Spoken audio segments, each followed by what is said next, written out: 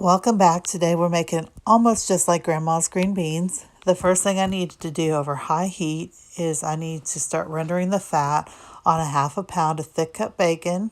You don't have to use thick cut bacon. You can use whatever you happen to have on hand. This is just my preference. And I'm going to break this apart and let this start cooking. And now you're going to see little bits of bacon stuck to the bottom of the pan. Believe me, that is good. That is flavor. We want that. So once I've got this cooked pretty good, now it's not going to be crispy or anything, I'm going to turn the heat down to medium. I'm going to add to the pot a 12-ounce bag of frozen chopped onions or 2 large onions finely diced. And I'm going to give that a quick stir.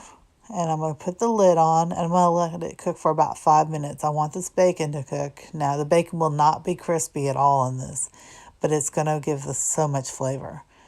Once this is done, I'm going to go ahead and remove my bacon. I'm going to use kitchen shears. I'm going to finely chop up my bacon.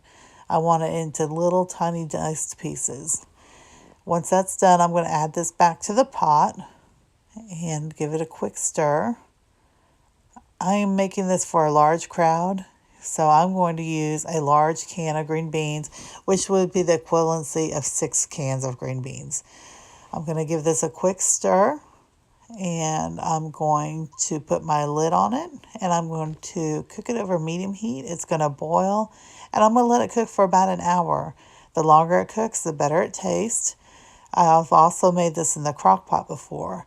Now, you can watch it because you want to make sure the liquid doesn't run out. If the liquid gets low, you can add some chicken broth or some water. You just don't want it to burn. It's not like Grandma's exactly, but it's pretty darn close. And thank you for watching.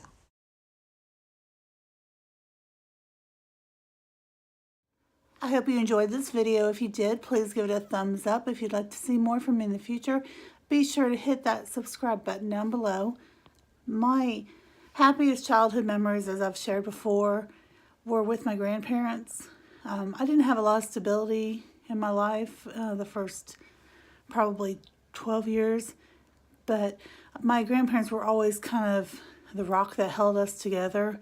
And so a lot of my memories are with grandparents, my grandma and grandpa on my mother's side, on my biological mother's side. And I can remember going with Grandma to go get green beans. Now, she would use fresh green beans. Obviously, I used canned, but right now, fresh green beans are not in season. I will do a video this summer showing how to snap them and clean them, and probably do another recipe with them. Maybe the same one, just, of course, using the fresh ingredients. But I've never been able to duplicate Grandma's green beans. I've come close, but not quite. That's one thing I do really, truly regret, is not spending time with her cooking and learning from her. By the time I was a teenager, she wasn't really cooking a whole lot anymore.